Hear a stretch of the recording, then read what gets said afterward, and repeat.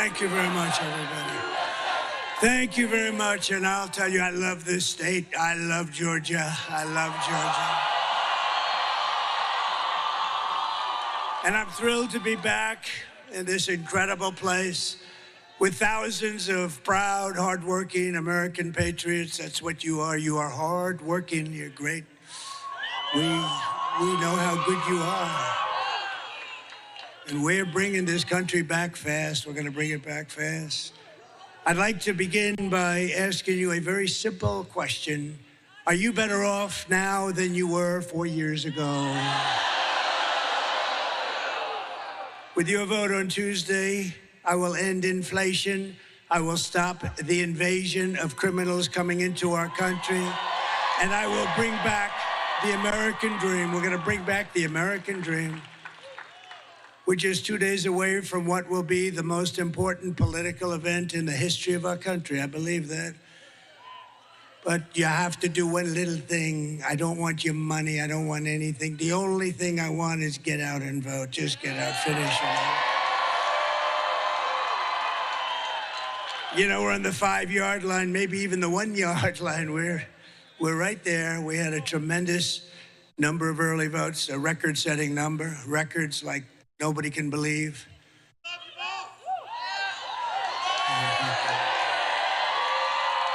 Thank you.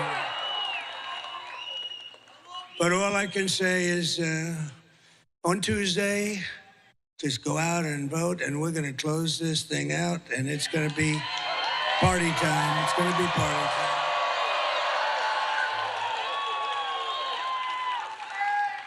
And this is really all you need to know. Kamala broke it, and I'll fix it, and we'll do it very quickly.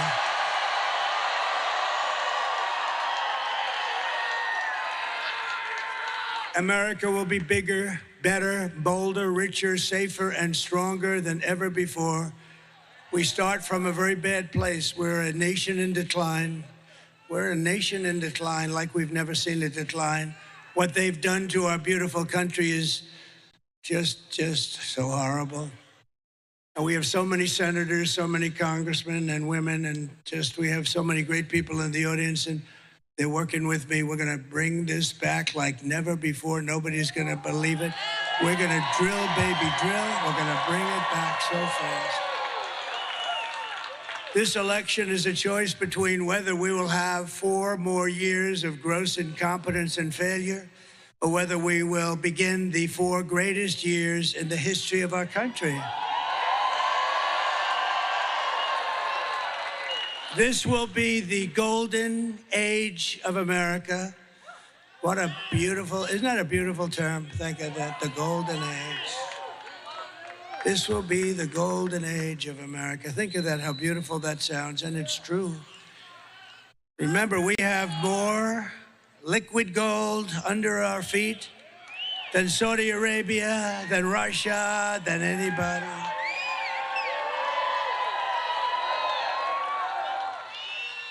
And I told a great guy, RFK Jr., Bobby, I said, Bobby, you work on women's health, you work on health, you work on what we eat, you work on pesticides, you work on everything. The one thing you have to let me do, Bobby, I gotta work the liquid gold. You're not gonna touch that. We don't want too much advice. We don't want too much advice, Marco, on the liquid gold. We're going to pay off our debt. We're going to do things that you wouldn't believe, and we're going to give you, I gave you the biggest tax cut in the history of our country. You'll get still more. We're going to make our country so competitive. On Tuesday, you have to stand up and tell Kamala or Harris. You know, when I say Harris, nobody knows who the hell I'm talking about. I said, Harris was out tonight. Who's Harris, sir? Nobody knows who she is. But on Tuesday, you have to stand up and tell Harris that you've had enough. You can't take it anymore. You're the worst vice president in the history of our country. It's the worst administration in the history of our country. Kamala, you're fired. Get out. Get out. You're fired.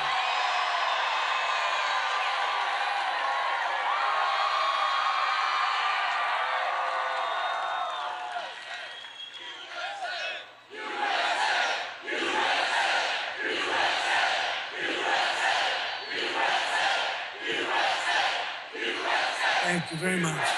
Thank you very much. This is a big place. This place is packed, and you have more people outside. I always ask this. Would anybody like to give up their ticket to somebody outside? No? Would anybody like to hand over their gun to Kamala? Is there anybody, one person in this giant, tens of thousands of people, one person would like to hand out their gun? You'd be famous for the rest of your life? That's what she wants. She wants to confiscate your guns, you know that. With your vote, we are going to win Georgia. We are going to defeat Kamala, and we are going to make America great again.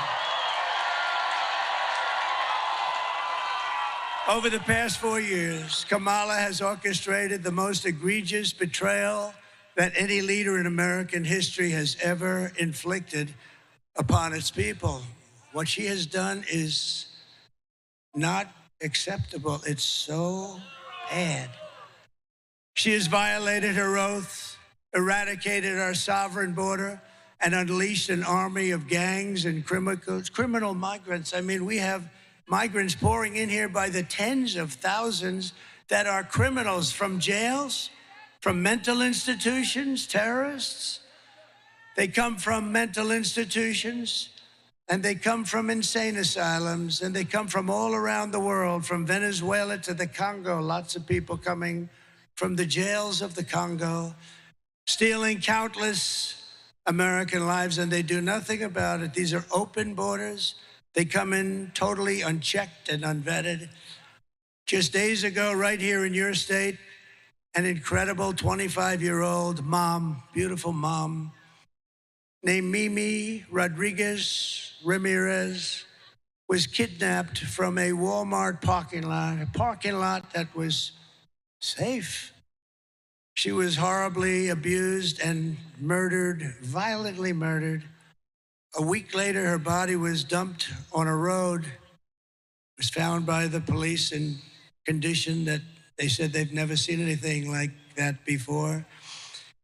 The animal who murdered Mimi was an illegal alien who came to Georgia to maim and kill people. It made no difference who they were. Mimi leaves behind a 9-year-old daughter and her absolutely wonderful mother, Carmen. Yesterday, my friend, a very wonderful man and a very patriotic and philanthropic man, said he had the fortune to make a lot of money, and he gives a lot of his money away. He's just very amazing. In fact, he made contributions to Georgia with your hurricane problems, and he made tremendous contributions to North Carolina, Alabama. Think of all these states, Tennessee, South Carolina, Florida. What a horrible thing that was. But my friend's name is Steve Witkoff, and he reached out to Carmen when he heard about it. And I'd like to ask Steve, he doesn't know I'm going to do this, and he may not want to speak in front of 40,000 people because I don't know if he's ever done it before.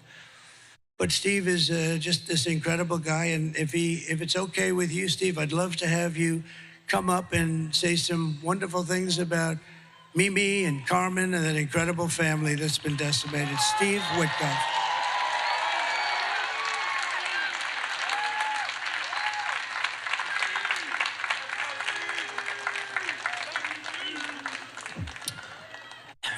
Hello, everyone. The president is a lifelong friend of mine, and he is one of the best men I have ever known. I speak about him often, and I like to tell people about his humanity, his sensitivity, his empathy. I am a member of a very bad club. It's the club of parents who have buried their children. When my son Andrew died, there was one person who supported me unconditionally. That was President Trump and his wife, Melania.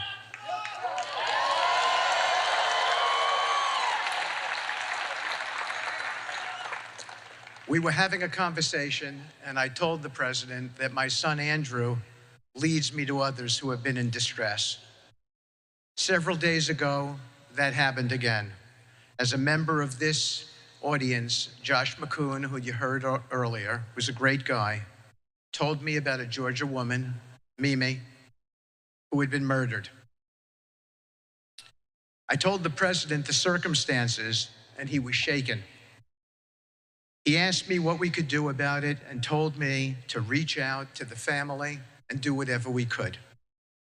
I flew to their home tonight to pick them up and bring them here, and they are here tonight.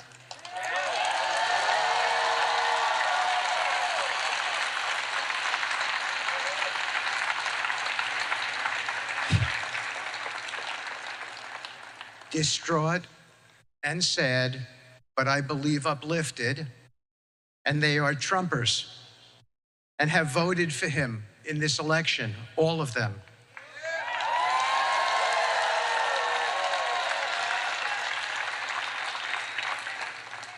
Because they remain hopeful, as they told me earlier, that even after this terrible tragedy, this president, when he becomes president on Tuesday, can bring us out from the abyss.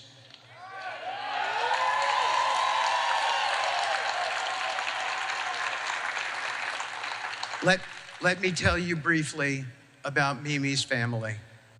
They are hardworking, from Puerto Rico, living in Georgia, making a home for themselves. They never imagined their beautiful daughter would be killed by someone who did not belong in this country. On your behalf, Mr. President, we have raised their family money and we have given it to them tonight, and we will watch after them in the future. I can promise you that, at your direction.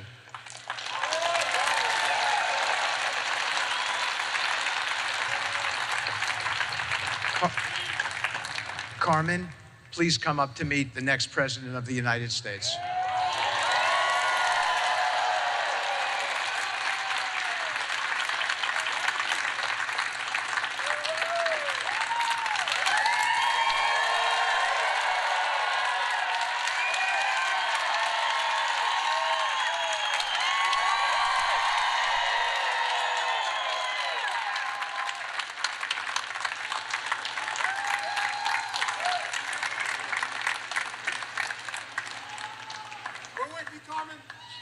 Thank you.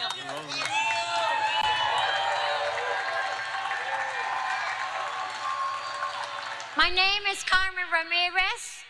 I'm the mother of Minelli Zoe Rodriguez Ramirez. She was murdered the last Tuesday.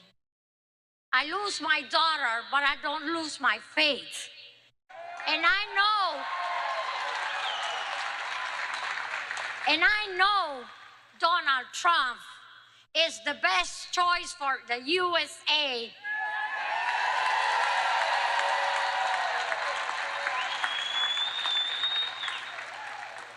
And not the best choice is the only one we need to save our country.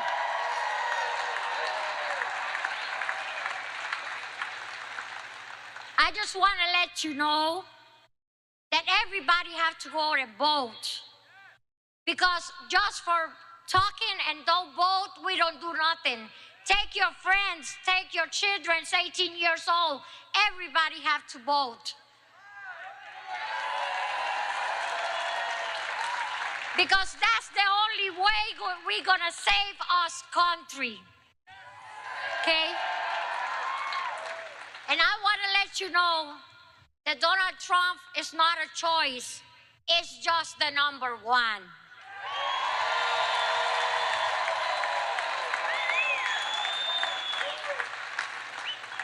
And Jesus let me come over here today to let you know that I have a 25-year daughter with a lot of life, and somebody stopped her life.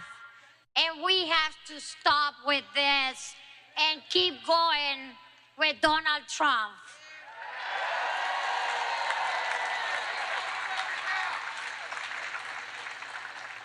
I meet Donald Trump in person. He's the most wonderful person that I see, that I know right now. He helps us, he be with us all the time as this happened. and he always be there for my family. That's why we always got to be for him all the time. Thank you for everything. Thank you, and don't forget to go and vote. God bless America. Please make America great again.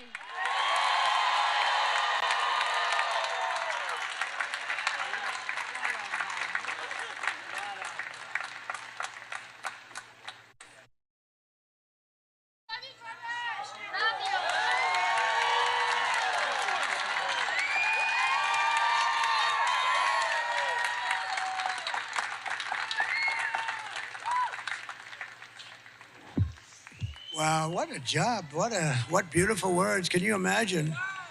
I don't think it's her first language, and she spoke better than any person whose language is that particular language. That was incredible. Wow. And I can tell you, Carmen, that Mimi is looking down on you right now, and she is so proud. She's up there in the beautiful sky, well beyond the clouds, and she is so proud of you. What a job you did. Well, it's not easy either. Can you imagine through the grief to do something like that? And we are so sorry for your loss. It's unbelievable. We're going to get that stopped. We're going to stop it. This is happening every day. Soon it'll be every hour. It's just, we're going to stop it. We hold Mimi in our hearts forever. And we'll be your friend, Carmen. We'll be your friend and your family's friend. Thank you. Thank you very much. These terrible atrocities against our citizens are happening every single day in cities and towns all across America. I want you to hear directly from another mom, great mom also, wonderful woman who I met just a week ago. Border Patrol gave me this incredible endorsement. They said, he's the greatest president in the history of our country. I said, does that include Lincoln, Washington? And yes, sir. But then I told the story, but then one of the guys got up and he's 37 years old. He said, he's the greatest president in my lifetime. I didn't like that. He was 37 years. I like the other one much better. Greatest ever. No, the Border Patrol is great. They're incredible people, and they gave us a full-throated endorsement. And they have every year, frankly. They always endorse me, and they're incredible patriots. Them and ICE and law enforcement and our sheriffs. Our sheriffs are great. Police all over the country. They are really respected by everybody, but they don't understand because they don't get treated properly. And we're going to treat them properly, and they're going to solve our crime problem very easily. It's what they want to do. They're dying, you know what? They're dying to do it. They watch these stores being robbed, guys walking out with refrigerators, 500 thugs going into a department store, cleaning it out, some of them with refrigerators on their back. And they want to do something, but they're told to stand down, don't even think about it. You'll lose your pension, you'll lose your house. You lose all your money, you lose your family. And we're going to free them up to stop the crime in our cities and stop the crime in our country. And they know, I have to say, you know, somebody said, well, how would you do this? Because obviously we have to deport these murderers and drug dealers and terrorists. We have terrorists coming into our country at levels we've never seen before. You know, in 19, if you look at the numbers issued by the Border Patrol, in 2019, a Trump year, and I don't even agree with these numbers. They said I had 0 terrorists. Oh, by the way, bring down that board, please. Just my favorite board in the whole world. My favorite board in the whole world.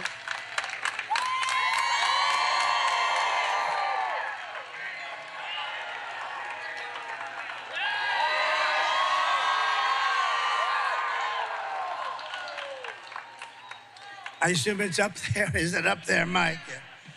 So I love that chart. I love that graph. I sleep with it every night. I hold it tight. But it saved me, because if I didn't make that sharp turn to the right to look at it, I would not be with you tonight. So if you look at the arrow on the bottom, that was my last day in office.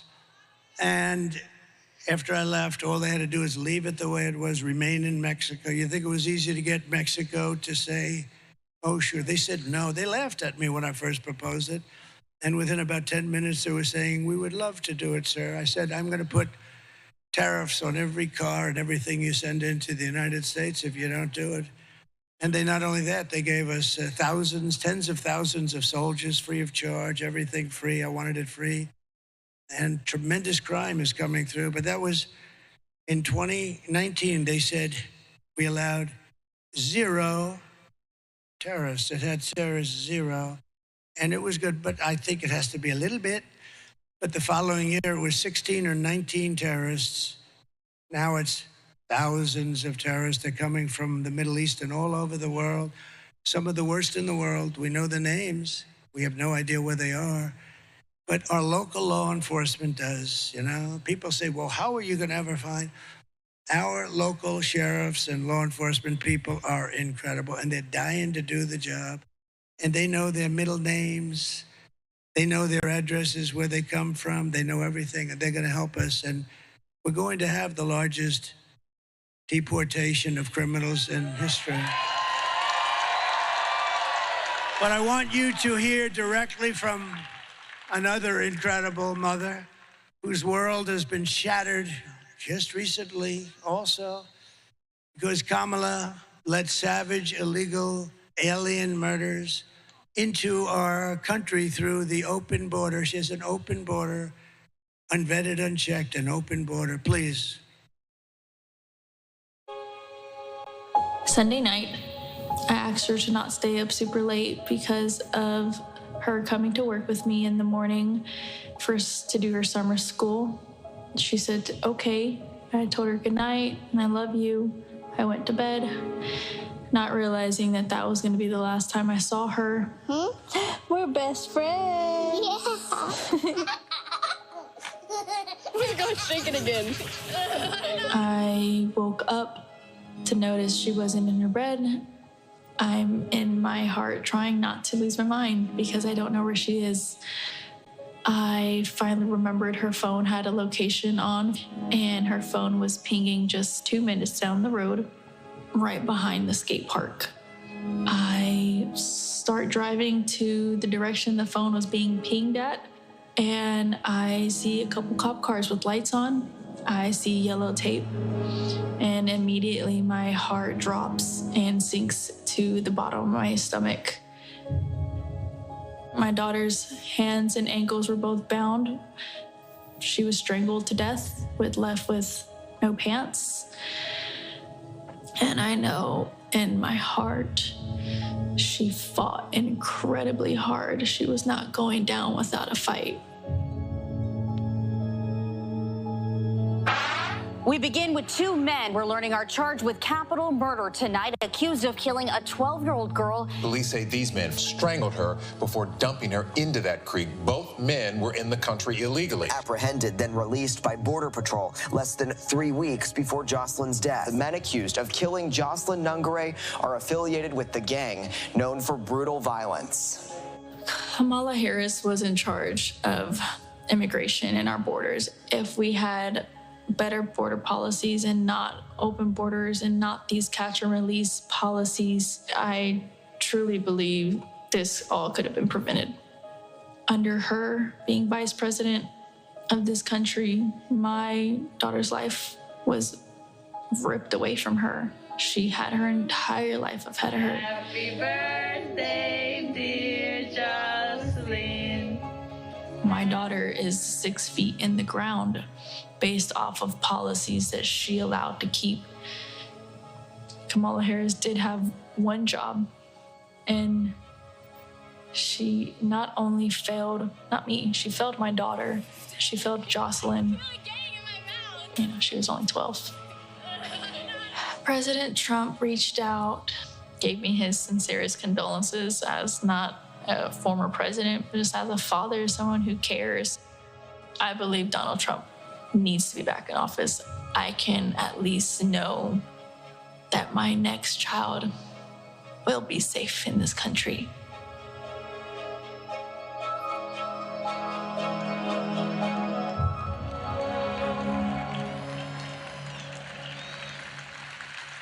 But isn't that just terrible? And this is taking place thousands of times a year, different forms, different ages, different types of crime, but ultimately ending in all cases in death, needless death. The day I take the oath of office, the migrant invasion ends and the restoration of our country begins immediately. And when you vote on Tuesday, remember this: Kamala is importing illegal alien rapists and murderers, draconian monsters who are killing our children, our brothers, our sisters, our parents, our friends. They're willing to kill anyone, these people. They are true evil. When I win, I will not let these animals into our country any longer. I will not let them spill one more drop of precious American blood. And I just want to thank you, Carmen.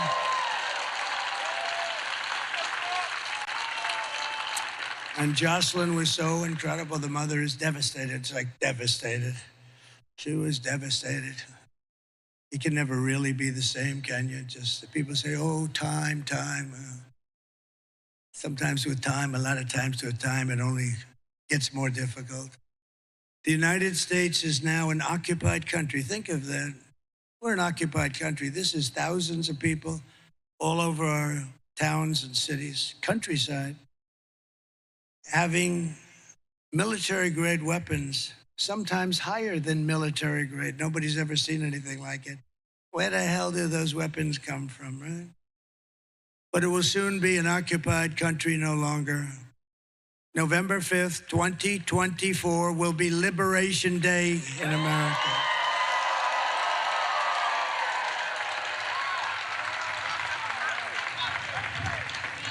I will rescue every city and town that has been invaded and conquered. Can you imagine? I'm saying our towns have been invaded and conquered, and that's what they are. Take a look at Aurora in Colorado. It's been invaded and conquered. And we have a radical left governor of Colorado who doesn't know what to do. I know what to do. And we will put the vicious and bloodthirsty criminals in jail. But first, we're going to see if it works out. We're going to kick them the hell out of our country because we don't want to take care of them.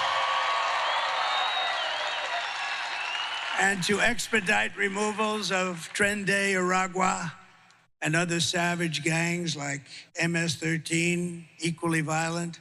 They like using knives to cut people up because knives are much more painful than a bullet. They did it in Long Island. You remember 2 young girls walking to school in the morning, beautiful 16-year-old girls. And they were grabbed by MS-13 and they were sliced into pieces and killed. And all I can say, it's really good that we have great law enforcement out there and that we were able to call ICE because ICE took care of business. They took care of business. And Kamala wants to defund ICE. Think of that. She wants to, she said, they're not nice people. They better not be nice people. They're nice people. They're going to have a lot of problems with living, but they are tough as hell, but they love our country equally as much. They love our country so much, they just want to be able to do their job. So ICE and Border Patrol and all of you, sheriffs and law enforcement officers, and yes, firemen and sanitation men and you are on the A-list, all of you. I will invoke the Alien Enemies Act of 1798. Can you imagine? That's when they ran it a little tougher. They weren't so politically correct in 1798. To target and dismantle every migrant criminal network operating on American soil. And if they come back into our country, it's an automatic 10 years in jail with no possibility of parole.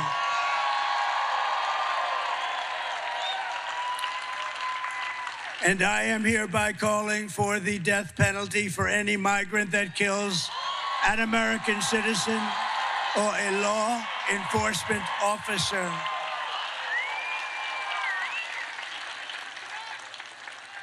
And I will immediately ban all sanctuary cities in the United States of America immediately. And as we secure our borders, we will also rescue our horrendous, you saw the numbers on Thursday, horrendous economy. Yes, it's that bad. I always said that if it's going to happen, let it happen on their terms. The numbers were the worst that I've ever seen. 4 years of Kamala and Sleepy Joe have delivered nothing but economic hell for American workers. Her inflation disasters made life unaffordable and cost families over $30,000 a year in higher prices. That's inflation. That's what it's done. You know, inflation in a lot of quarters is called a country buster. It's a country buster. It busted Germany many, many years ago. Germany was busted with rampant inflation. It's a country breaker, country buster like almost nothing else. And yet, it's #1 rated on the polls, inflation and the economy. And what you just saw with beautiful, beautiful Jocelyn, Mimi, and Carmen, what you just saw is #2. No, I don't think so. I think #1 is stopping these people from destroying our country and stopping them right now. We'll handle inflation. We'll handle inflation. You know how we're going to handle it. We're going to drill. We're going to get energy costs so low. We're going to get you. We have more than any other country. More oil and gas. I call it liquid gold. That's what it is. That's why I say, Bobby, please enjoy yourself. Just leave the liquid gold to me, please. We're going to pay off debt. We're going to reduce your taxes still further. They got the biggest tax cut ever, biggest regulation cuts ever. We had a great administration. And I will say that I got you into no wars with countries that you've never heard of.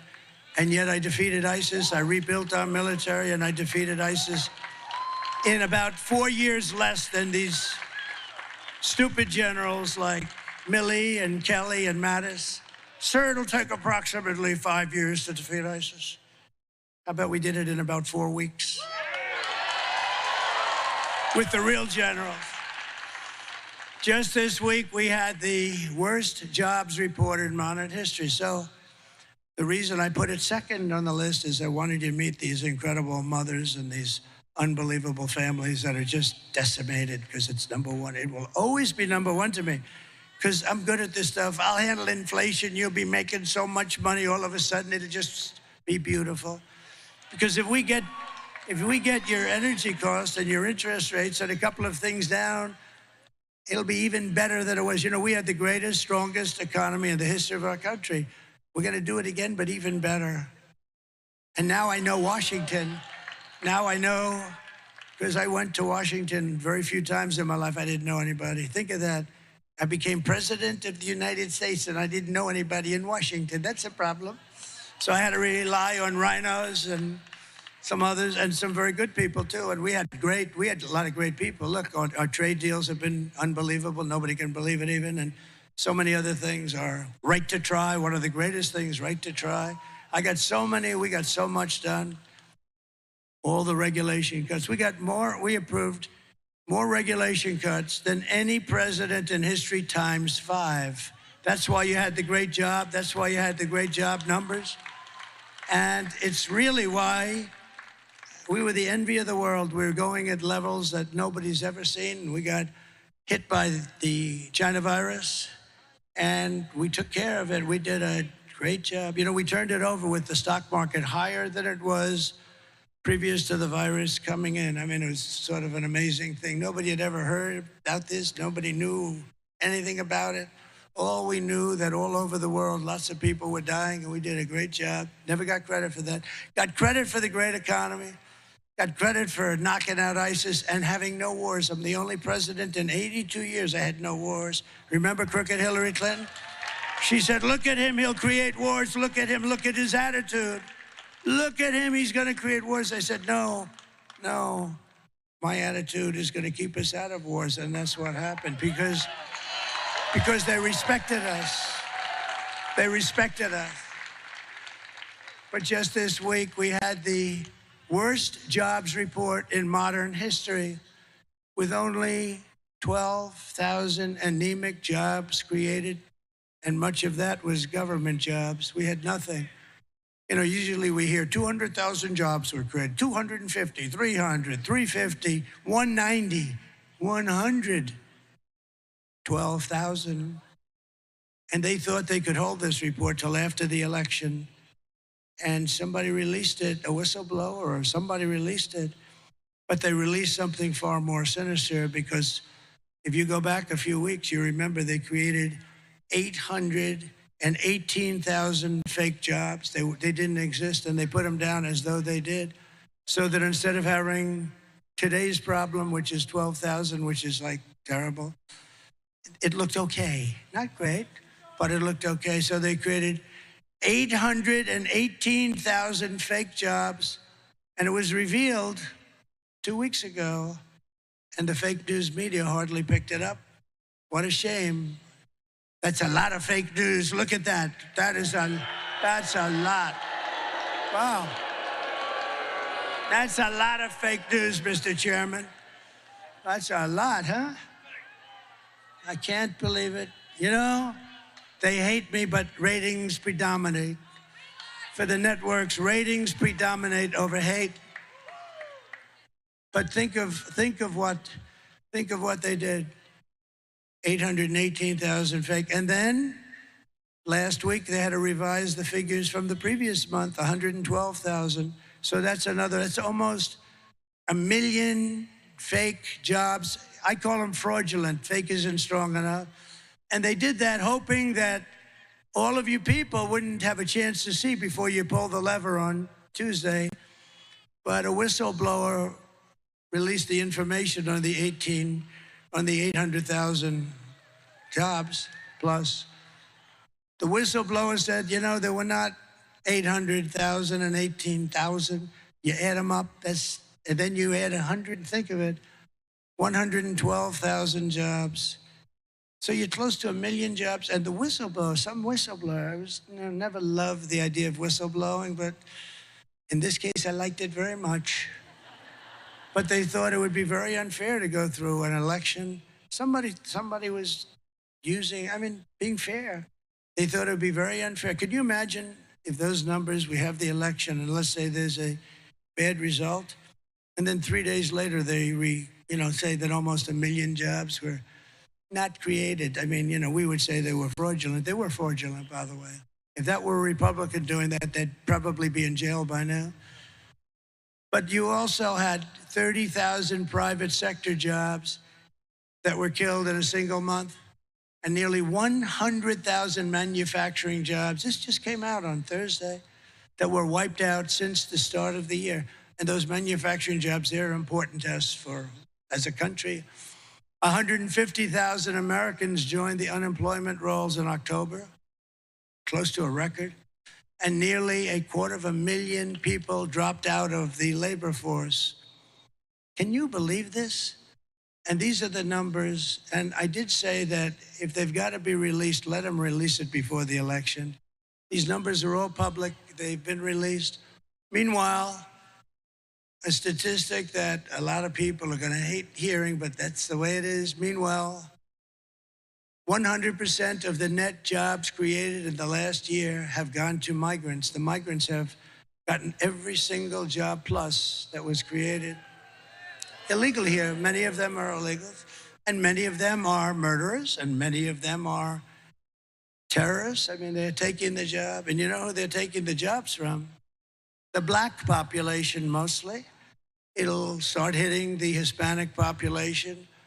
But right now, and the other thing that you should demand, everybody in this room should demand it in front of the fake news right now. They should demand it. because they put no pressure on these crooked politicians. You should demand that they give you the numbers of how many black people are going to lose their job. The African American population, they're getting fired at numbers that we have never seen before, and migrants that are here illegally are coming in and taking their job, and they have homes and mortgages, and they have things to pay, and they've worked there for 10 and 15 and 20 years, and they're losing their jobs. And frankly, the Hispanic are next. I hear that that's what's happening, but the Hispanics are next. And unions are going to be seriously affected too, very seriously. The unions know that this is a big problem. So think of what they've done. They've allowed people to come in by the millions, 21 million people. I think it's much more than that. And then you have the gotaways. You know what the gotaways are? It's the people that don't want to be looked at all. So they're worse than the people we're seeing. That's why they don't want to be looked at. These are depression-type numbers, 1929 depression-type numbers. And I never wanted to be, I always told people, I would have hated to be the President of the United States in 1929 when you had the Great Depression. Herbert Hoover, I would not want to be Herbert Hoover. What a time that was. People jumping off buildings. And that's where we're headed, because we have leadership that's incompetent. We have low IQ people, and we need very, very, very high IQ people. Under my leadership, we are quickly going to turn this economic nightmare into an economic miracle. Wait till you see how fast we're going to get it going. We'll get the prices down. Don't forget, you could stop inflation, but the bacon is still at the all-time high, and the lettuce and the apples. There's a story that should never happen in this country. An old woman goes into the grocery store and she takes 3 apples. That's what she lives on. And she brings it up to the counter, and then they tell her the price of the apples. And she says, I'm sorry.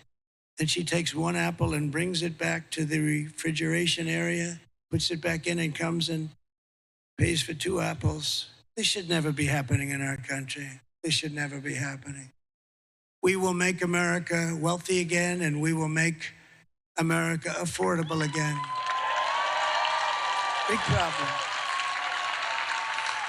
So we're 2 days away from the best jobs and the biggest paychecks and the brightest economic future the world has ever seen.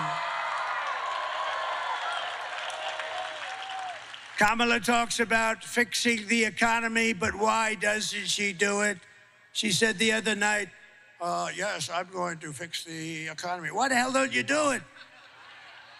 She's always saying, I'm going to do this, I'm going to do that. The best was today, though. She was going to fix something else. When I got into office in January, do it now. What are you waiting for? It's all a big con. She's not going to do anything. She's incapable of doing it. Kamala's plan will impose the largest tax hike in American history and raise taxes on the typical American family of 4 or 5 by more than $3,000 a year. Congratulations. You know, all my life, I've always found politics fascinating. I never knew I'd be a politician. I still like to try and get away with saying I'm not. But I guess after 9 years, I guess I am. It's all right.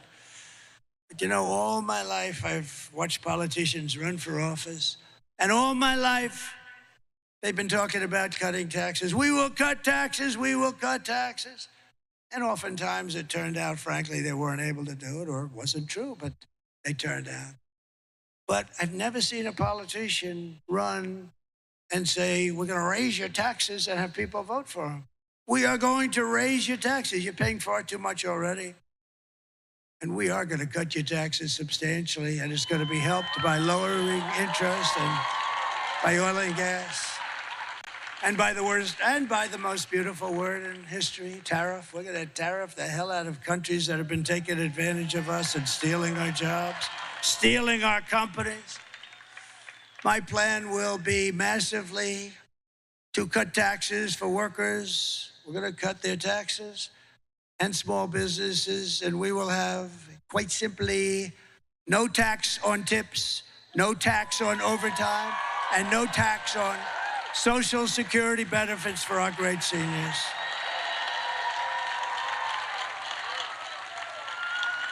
And to rapidly reduce inflation, I will end Kamala's war on American energy, and we will drill, baby drill, frack, frack, frack. We're gonna go to town.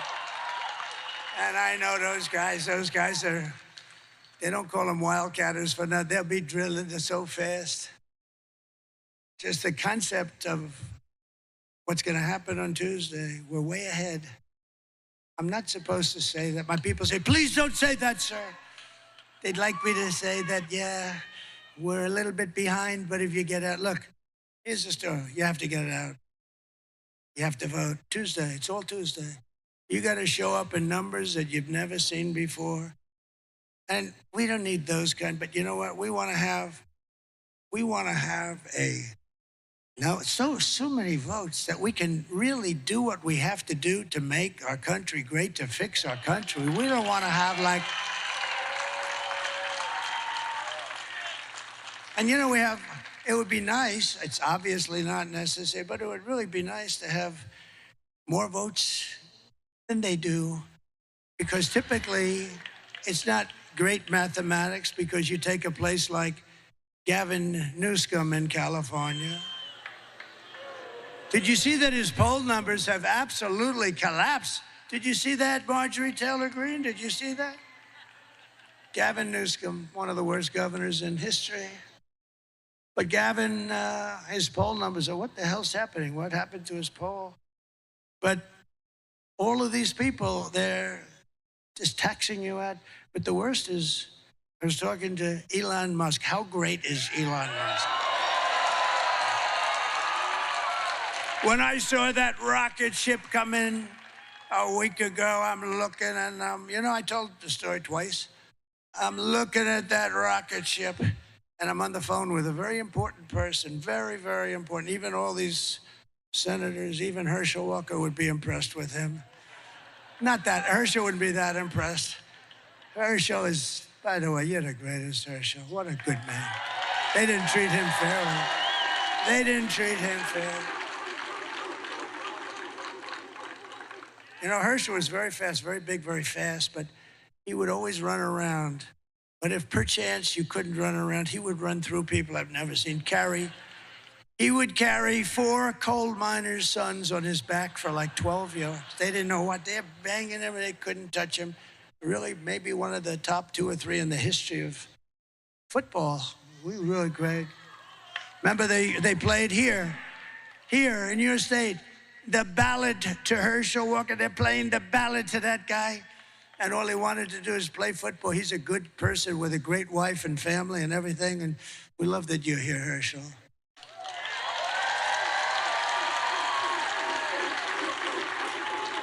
And as good as that Georgia team is, if Herschel was playing on it, they'd be very happy. Then we could guarantee it, but he's a special guy. He's a good guy. Really a great guy, smart guy too. So they would take all of the things that we're doing and they put them into a hopper, and what they do is destroy our country, and we're not gonna let it. We're gonna bring it back.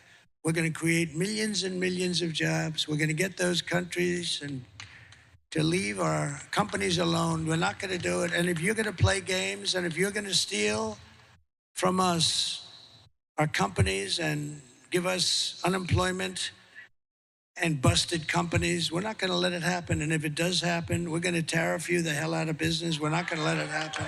It's not gonna happen. And just one quick story. In Mexico, they're building the largest auto plant in the world. A friend of mine told me that he's a builder of auto plants. That's all he does. That's all he's good at. Frankly, he tells me if you said to build an apartment, he would be no good, but he can build a massive plant. He's the best. And he was telling me about a year ago that China is going to build a massive auto plant in Mexico, and they're going to sell the cars into the United States. And I think he said that the capacity would be literally, this would be bigger than what they have in Michigan, the state. This is a monster, but it'll put all our auto workers out of business, everyone out of business. And I didn't like that when I heard that. And I was up in Detroit at the Detroit Economic Club. By the way, isn't it nice that you have a president that doesn't have to use a teleprompter? I haven't looked at that damn teleprompter. Isn't it nice? Isn't that nice?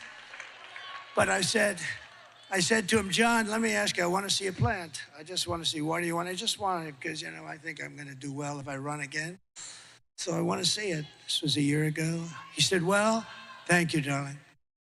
He said, well, you'll have to come to Mexico because we're not doing the big ones here. We're doing plants, but not the big ones. I said, no, they should be doing the big ones here. He said, well, it's not happening anyway. So I said, I'm not going to Mexico. I don't want to go to Mexico, even though they did what I asked them to do. They always did. They did. They were fine.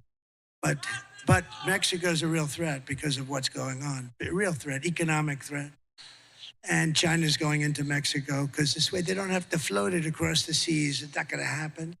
So I said to him, what's happening with that plant?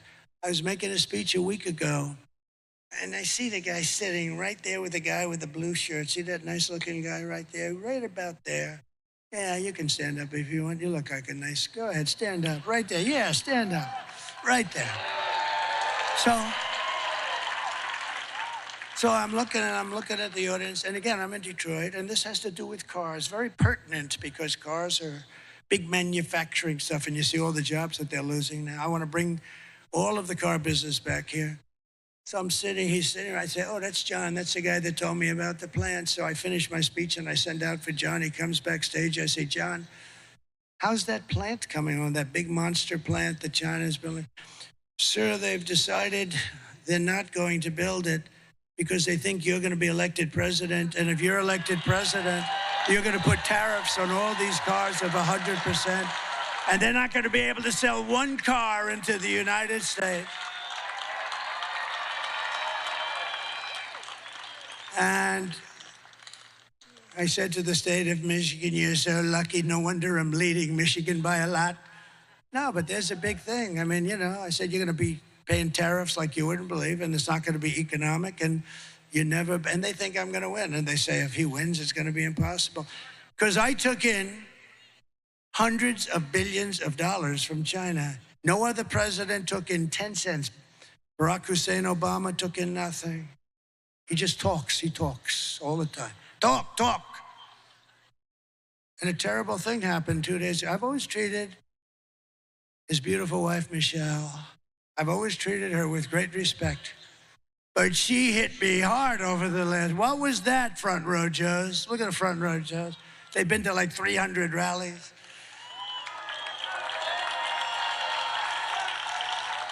And this, by the way, look at this thing. 25,000 people standing outside. Look at it, to the back window. You know it's full when you have the back window and people are hanging out the window. Be careful, too. But this isn't a rally. You know what this is? This is a request to tell everybody just to go, please, just go and vote on Tuesday.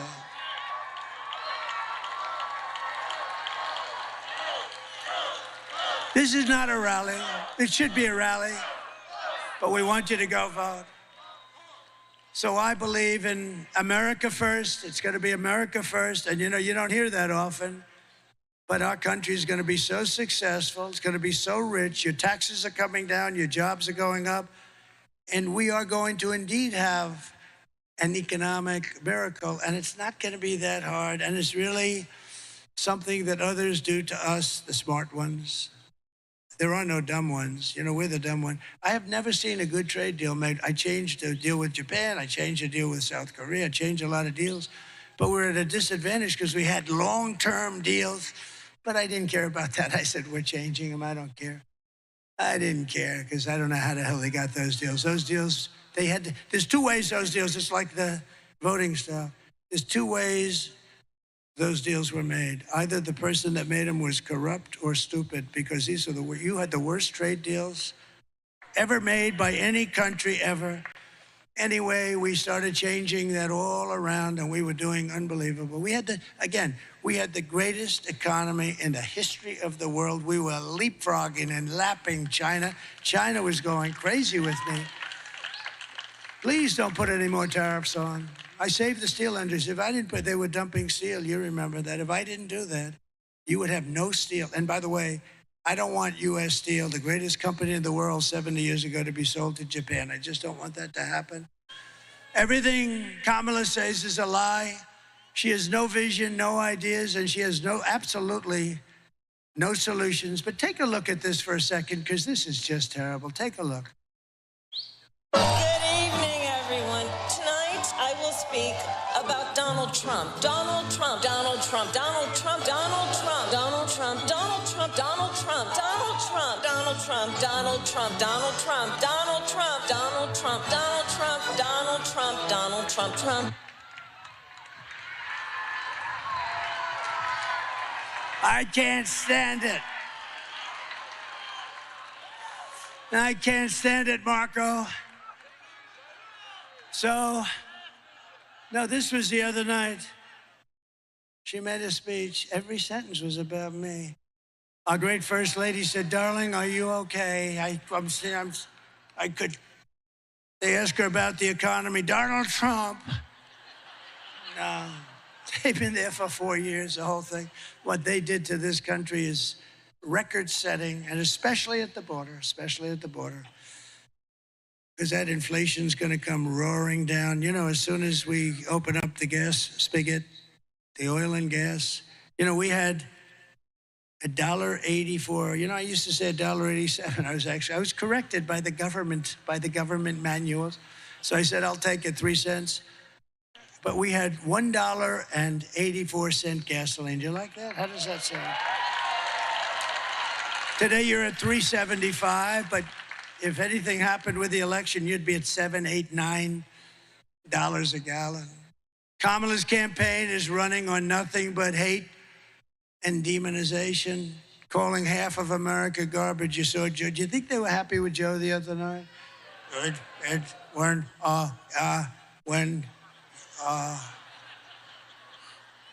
His people are garbage. They are garbage. Oh, I said, oh, is he screwed now with them? He says, Sarah, that's lasted for about 5 days now. This is not good. And perhaps that's why we're leading by so much, but that's not really the reason. The reason is that first little question I put. We built a great, great economy, and their economy is terrible because of inflation, in all fairness, largely because of inflation, but if inflation's a real bad word. Meanwhile, Kamala says she would not do one thing differently from Joe Biden, which in itself is disqualifying. I wouldn't do one thing. How about the 325,000 children that are dead, missing, or slaves? She wouldn't do that different. Our country is almost at a 90% wrong track, the highest in the history of our country, and she says, oh, I would do nothing different. Take a look. Would you have done something differently than President Biden during the past 4 years? There is not a thing that comes to mind. I stood there on the tarmac watching you check your watch. The chaotic and deadly U.S. evacuation from Afghanistan stunned Americans and the world and cost the lives of 13 U.S. soldiers. Would you have done something differently? There is not a thing that comes to mind. More than 13,000 illegal immigrants convicted of murder have been caught at the border and then released into the United States. An Afghan national is in custody today after being accused of plotting an election day terrorist attack. The suspect entered the U.S. on a special immigrant visa. Gut-wrenching new details in the murder of Georgia nursing student Laken Riley. The illegal immigrant suspect, who cops say committed the heinous murder, is a Venezuelan national who crossed the unsecured southern border back in 2022. 2 men investigators say are in the country illegally from Venezuela are charged with capital murder in the death of Jocelyn Nungaray. A 5th illegal immigrant accused of attacking 2 New York City police officers over the weekend showed no remorse or regret. Would you have done something differently? There is not a thing that comes to mind. Can you believe it? Nothing. You know, a smart person would say, yeah, let's see, I'd strengthen up the border. I'd do something on inflation. I'd do that. You could say 20 different that you couldn't think of anything. This is not what you want for your president.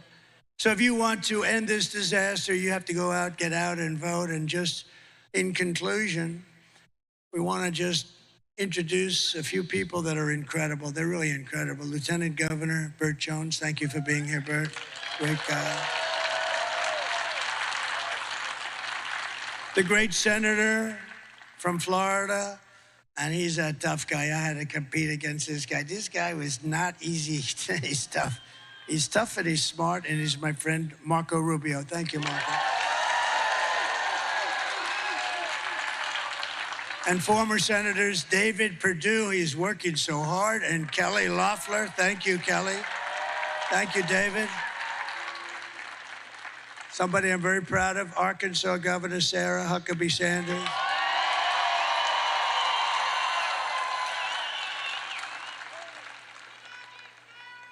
Representatives, warriors, by the way, Andrew Clyde, Austin Scott, Mike Collins, Marjorie Taylor Greene.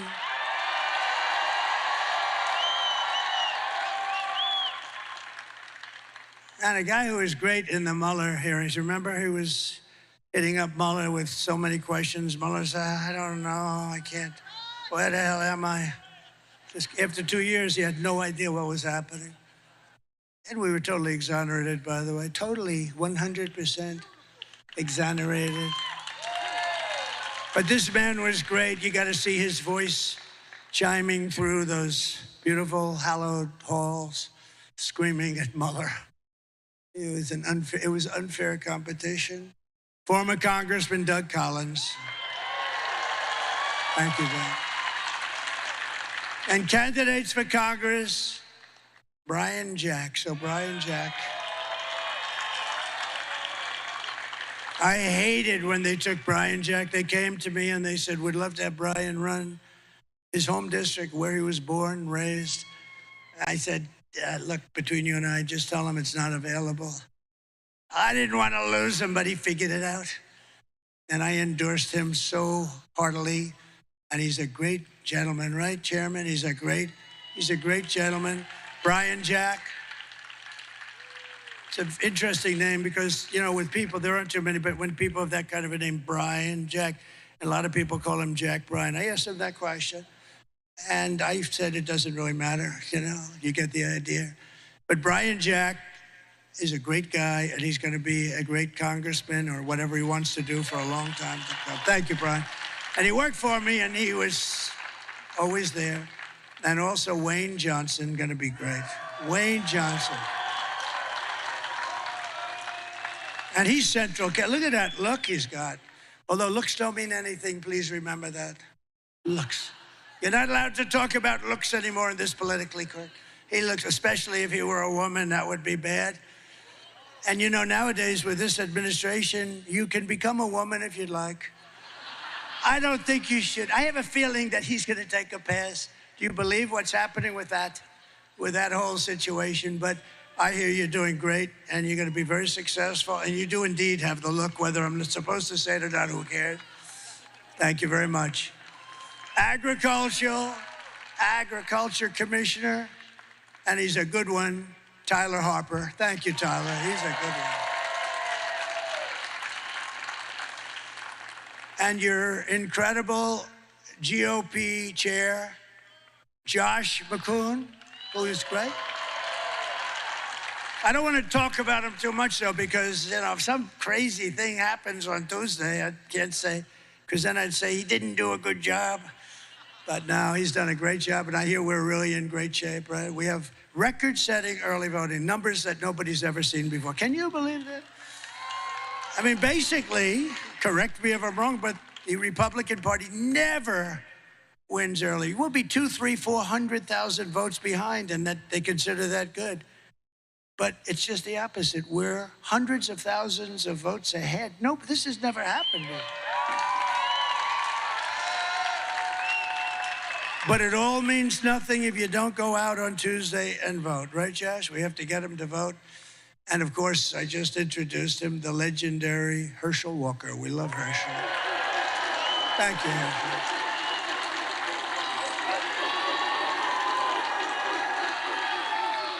You look good, Herschel. I also want to send our prayers to everyone here in Georgia who's still recovering from Hurricane Helene. And I want to also thank you, Governor. He's been very gracious. He's working very hard on making sure that we win this vote on Tuesday. So I want to thank very much Brian. That's very good. That's really nice. Thank you very much. Everybody's working as a unit because winning this vote, and by the way, winning this state, we win this state and it's over. It's over. So get out there and do it. Kamala's hurricane response was a disgrace and actually a betrayal. It was just reported that almost 50% of phone calls to FEMA for disaster aid went totally unanswered. You know why? Because they spent their money on illegal aliens, people coming into our country illegally, many of them very bad people. So you cannot trust this person. Anybody doing that, you can't trust that person to be president. You had the worst hurricane like maybe ever, and boy, did North Carolina get hit, but you got hit really hard. And you know, I want to thank Elon Musk, okay? Because Elon, the head of North Carolina Rescue, and your governor, and also some of your people that did a really great job but had very little federal help, they asked, would it be possible for you to call Elon Musk? And he gave me the greatest endorsement ever. I mean, how good is it to get his? Because we like intelligent people. We got to protect our brilliant people. We don't have too many of them. And when I saw that rocket come down, the way it came down was so beautiful. Boom, right on the pad. He was unbelievable. I said, was that yours? Yes. Oh. Can Russia do it? No. Nobody can do it. China? No, nothing. Nobody can do it. And I said, he does something called Starlink. And the man from, very good official, by the way, state official, he's from North Carolina. He said, sir, could you call up Elon Musk? I know you have a good relationship. We want Starlink. I said, what the hell is Starlink? Tell me about it. It's a communication system. All of the wires in parts of Georgia, too. All of the wires are down, and it's very successful. It's very hard to get. We can't get them, and we need it. I mean, people are dying. They have no communication, and people are dying. And I called Elon. I said, Elon, you got to do me a favor. Do yourself a favor. Do humanity. They got to get this thing you have called Starlink, and you got to get it fast, Elon. And I talked to him for a couple of seconds, literally, and I got a call from the guy from North Carolina thanking me for getting Starlink. I said, how the hell did you do that, Elon? He said, well, I can do two things at one time, can't I? And the following day, it got delivered to North Carolina, Georgia, and other places that needed it, and it's very hard to get. And I actually asked him, in all fairness, I got to give Elon a little boost. I actually asked him, well, how does that compare to the wires that have to go all the way down and ground and on poles and everything else? He said, actually, it's much better. So I said, you know, got to rethink that whole situation. But Elon has been great in that way. You know where he is right now? He's campaigning for me in the Commonwealth of Pennsylvania. Can you believe it?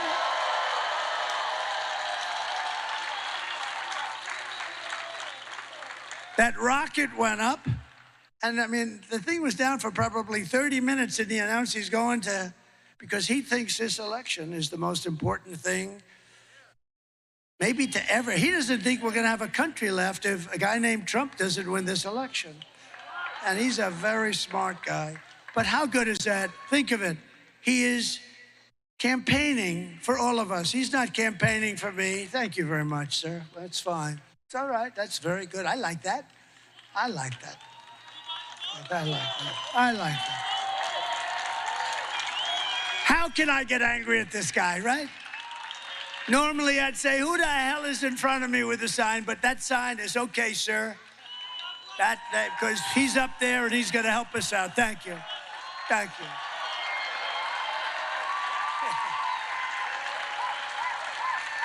Thank you very much. That's all right. Thank you very much. That's good. That's good. Isn't that nice, actually? See, now a stupid person would say, get the hell out of here. That would be the end of the night. That would be, Josh, that would be the end of the night, right? No, that's very nice, actually. So just in closing it out, here are some of the facts. Kamala is a radical left Marxist, rated even worse than crazy Bernie Sanders or Pocahontas herself. She destroyed our economy. She was an original creator of defund the police. Think of that. And anyone who wants to defund our great police for even a day or a week is not worthy of being president of the United States, because that's their thinking, that's their ideology. Kamala vowed to abolish ICE. Can you believe it? Let's go, ICE, get out of here. We'll take care of these tough killers. She wouldn't do it. Tell you who wouldn't have the guts to do it. Liz Cheney wouldn't have the guts to do it. Liz Cheney, oh.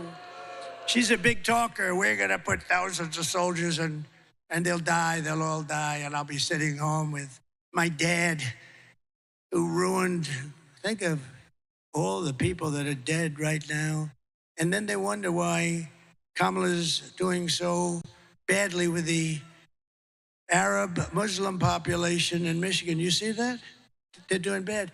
Who the hell, if you're a Muslim Arab, you're from that part of the world, who the hell's gonna vote for her? Her father unleashed a spree of death on all of their countries, and then she doesn't understand. See, I would say that Kamala's pick of Liz Cheney, Marjorie, was not the best. And they're wondering why they have virtually no votes from that particular community. I thought about it. It took me about a second. I said, well, that's not a very good person to be campaigning with, I don't think. They went from 100% approval to about 4% now. And you know who's got the approval? Me, because I want to see peace all over the place. We had no wars. She pledged to confiscate your guns and endorse a total ban on handgun ownership.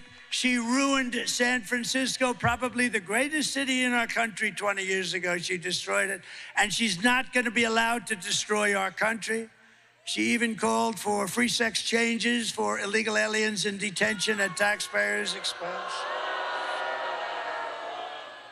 And perhaps, worst of all, she never worked at McDonald's. She never did. She lied about that. So with your vote on Tuesday, we're going to fire Kamala and we are going to save America. We will cut your taxes, end inflation, slash your prices, raise your wages, and bring thousands of factories back to America and back to the good old state of Georgia. We will build American, we will buy American, and we will hire American, and the jobs are going to be pouring in. And I will end the war in Ukraine, which would have never happened if I were president. And I will stop the chaos in the Middle East. October 7th would have never happened if I were president. And I will prevent World War III from happening. Because this would be a war like no other. This would be a war, the level of destructive power. This would be a war like no other, but it'll never happen. But it could happen with them. It will happen. I'm most worried about the next 3 months.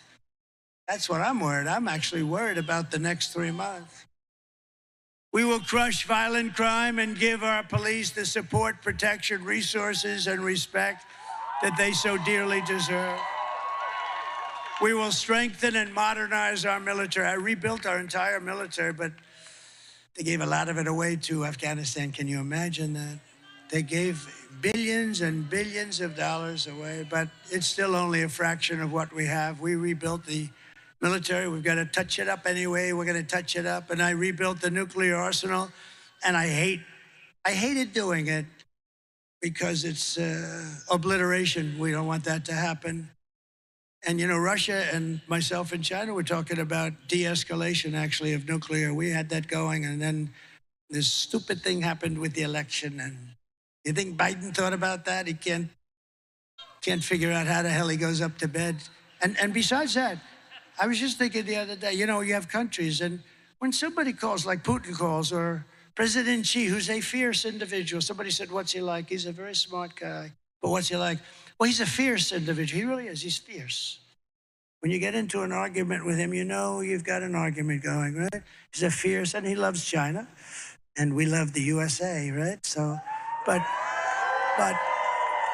I was thinking today, let's say you're China, and you want to call the United States because there's a conflict or there's a problem, who the hell do you call? There's nobody. Do you call her? Do you call... He's not going to be answering your phone. He only works about 2 hours a day. And I understand. I mean, it's okay. But she can't really do it. She hasn't got the aptitude or the IQ or anything else. She can't do it. So who the hell do you call? Oh.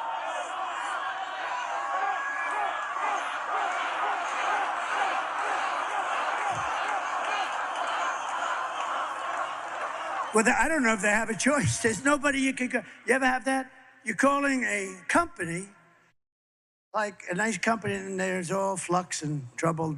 You don't know who to talk to. Here's on a much larger scale, to put it mildly, the largest scale in the world. You call the United States because we have a problem with something. You have no idea who the hell you're talking to. We will build a missile defense shield, all made in the USA, wrapped around our country to defend ourselves and our country. It's all going to be made in the United States, and a lot of it in your great state. We'll put Herschel Walker in charge of that little sucker, okay? And we're going to do that. It's so important. You know, it's our technology. I know a lot of people say it's our technology, and we're going to use that technology at an even higher level. You know, when you see Israel with 187 rockets blasted, and almost all of them are knocked down, well, we got to have that kind of capability too. And we're the one can do it better than anybody. You know, Ronald Reagan wanted to do it, but we really didn't have the technology. He was great, but we didn't have the technology then. It would have been a terrible thing, because we would have had it, it would have never worked. But now we have technology where it can knock a pin out of the sky. It can knock a little pin this big out of the sky. It's incredible. We will rebuild our cities, including our capital in Washington, D.C., which is a mess, with graffiti on our marble, beautiful Carrara marble columns all over the city, graffiti and filth and crime. We're going to make it beautiful again, and we're going to rebuild our cities. We're going to work with Democrat mayors and governors. We'll probably have to, and we're going to make our cities beautiful and safe again. We'll work with them if we have to. And we will teach our children to love our country, to honor our history, and to always respect our great American flag. And we will get critical race theory and transgender insanity the hell out of our schools.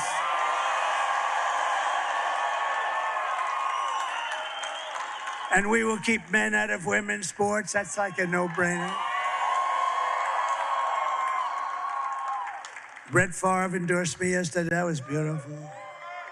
While we were in Wisconsin, Green Bay, Wisconsin, he said, I've never endorsed anybody in my life. It was never appropriate for me to do so.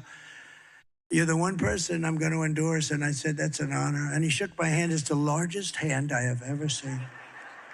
This hand is the biggest thing I've ever seen. Then you wonder why he threw the ball so hard and so long. He was a great player, but he endorsed me.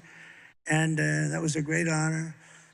I will defend religious liberty, I will restore free speech, and I will defend the right to keep and bear arms, our Second Amendment. After years of building up foreign nations, defending foreign borders, and protecting foreign lands, we are going to just do this. We're going to do this so at a level that we have never done it before, because we're putting America first, and we're going to help others. We're not going to be, you know, gee, we're never leaving our shores. We'll help others, but first we have to build our country back up. We have a sick, sick country. I say, we're a nation in decline. We're not going to be a nation in decline for very long, I can tell you that. But we're going to defend our borders and protect our citizens. We're going to do that. And we will stop illegal immigration once and for all. We're going to stop those criminals from coming in. We're being invaded, and we're going to stop it. And we will not be invaded, and we will not be occupied. We will not be overrun. We will not be conquered. They are conquered. Can you imagine 5 years ago, me, standing up and saying, we will not be invaded, we will not be conquered, because we are being invaded. And can you imagine that we even think of that? To be using those expressions? Can you imagine that I'd be up here saying, and I will stop men from playing in women's sports? What the hell? You know, it's interesting. I read so much, and it's such a big deal. So, as I said, I've been doing this for 9 years. I've never had one person, you know, they come up, sir, I think you should cut taxes. I think you should do this. I think you should have Elon build a rocket to Mars. Everything. They never said to me, sir, it's very important that men be able to play in women's sports. I've never had anybody come up, and yet it's like a big deal. That's all they talk about. I never had anybody come up and say, sir, it's so important, let men play in women's sports. I don't get it. Same with transgender. I mean, you know, they want to do things that they shouldn't be doing. It's terrible. And, you know, oftentimes when it's done, that person that it was done to, 10 years later said, who did this to me? Who did this to me? How sad is that? Little children, they take them without parental consent. Can you believe it? It's not even possible to believe. Oh, we're going to change it all around, and the people in the, because you know what? We're the party of common sense. We're the party of common sense. We will be a free and proud nation once again. Everyone will prosper, every family will thrive, and every day will be filled with opportunity and hope, and always filled with that beautiful American dream. Your children, I mean, you want your children, yourself, but you want your children to have the American dream, and they're gonna have it. They're gonna have it. They're gonna have it very, very soon. But for that to happen, we must defeat Kamala Harris and stop her radical left agenda with a landslide that is too big to rig. So on Tuesday, see, it's very simple. For 2 weeks, I've been saying, call this number, that number, you know, early voting, late voting. We should have one-day voting with paper ballots, voter ID, and proof of citizenship. Yes, I'm a United States citizen. And you know what? The voting would be concluded at 9 o'clock. The winner would be announced, and the loser would be announced at 9:30. You would save hundreds of millions of dollars. Do you know that paper ballots, actually the paper is highly sophisticated. It's called watermark. I mean, it's like got fingerprints on it, very sophisticated. But you know that it costs 8% of the machines. And I'm upset because the machines, they say, I mean, you know, when are we going to have they don't know. They don't know. Is it going to be Tuesday? It should be Tuesday night. We should demand it has to be accurate. Number one, has to be Tuesday night. But eventually, and we're going to work on that. That's a part of our platform. We're going to go to, France did it. They had 39 million people vote. They voted. They had a winner, they had a loser. You know, they went to mail-in ballots and it didn't work. It was tremendous, rampant cheating. As you know, there would be, Jimmy Carter said there would be when he was asked to chair a commission. But we're going to bring so many things back to our country, and they're common sense things like that. You need to get out and vote. We're going to do things that are going to make you so proud. And we just don't want to take a chance. You know, we're leading by a lot. We're leading by numbers that nobody's ever seen before. Some people said, you know, I really don't believe these polls. This is going to be a landslide because, you know, we did a great job for 4 years. Right to try, another thing we did. Right to try. If somebody's terminally ill, they get a chance to try instead of going to Europe or Asia. They're terminally ill and they have to leave our country. We have the greatest doctors in the world, greatest scientists, greatest labs. And I got it done. It was 42 years in the making. They couldn't get it done. I said to the person wanting it, you have to sign a no liability. You're not going to sue the country. You're not going to sue the doctor, the lab. You're not going to sue anybody. And we've saved thousands and thousands of lives with Right to Try. It's been amazing. And the people that fought it hardest, which were the doctors and the various insurance companies, they love it because when you save people that are terminally ill, that have no chance of living, and now they're saved, and not only are they saved, they're disease-free. I mean, what a great thing that is. And thousands of people have been saved. For the past 9 years, we have been fighting against the most sinister, corrupt forces on earth. With your vote in this election, you can show them once and for all that this nation does not belong to them. This nation belongs to you.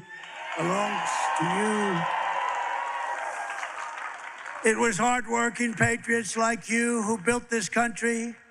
And 2 days from now, It is hardworking patriots like you who are going to save our country. 2 days, 2 days. What a beautiful sound.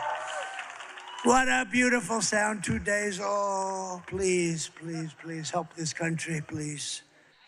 After all we have been through together, we stand on the verge of the 4 greatest years in American history. You watch. It's going to be so good. It's going to be so much fun. It'll be nasty a little bit at times, and maybe at the beginning in particular, but it's going to be something that we're going to go to heights that this country never has reached and nobody ever even thought it could. You're going to see things that you're not going to believe. With your help, from now until Election Day, we will restore America's promise and we will take back the nation that we love. We love this nation. That's why I'm doing this. I didn't have to be here tonight. I could have been on a beautiful beach somewhere. The sun pouring down on me, the waves, saltwater waves hitting me in the face. I love those properties, but you know what? I love this much more. It's not even a contest.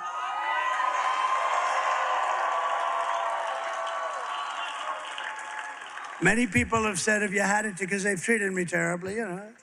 Look, they treated Andrew Jackson, President Andrew, a great general and a good president. They treated him the worst up until me. They treated Abraham Lincoln is considered the second worst. They treated him but he was in a civil war, in all fairness. I guess that makes sense, right? He had a civil war. But now I think there's no question about the fact that I got treated the worst. Think of it. And it did, I mentioned before. I got treated worse than Alphonse Capone, one of the greatest killers in the world. Scarface, and my father's looking down. Probably he's looking down, but my mother is definitely looking down.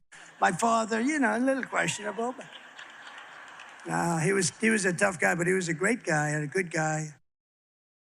But we're one people, one family, and one glorious nation under God, under God. We will never give in, we will never give up. We will never back down, and we will never, ever surrender. We're not surrendering. We're there. We're there. You got to get out and vote. We're there. We're actually on the 1 yard line. Let's go get out and vote. Everybody vote, vote, vote, vote.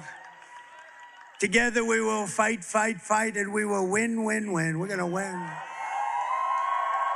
November 5th will be the most important day in the history of our country. And together we will make America powerful again. We will make America wealthy again. We will make America healthy again. We will make America strong again. We will make America proud again.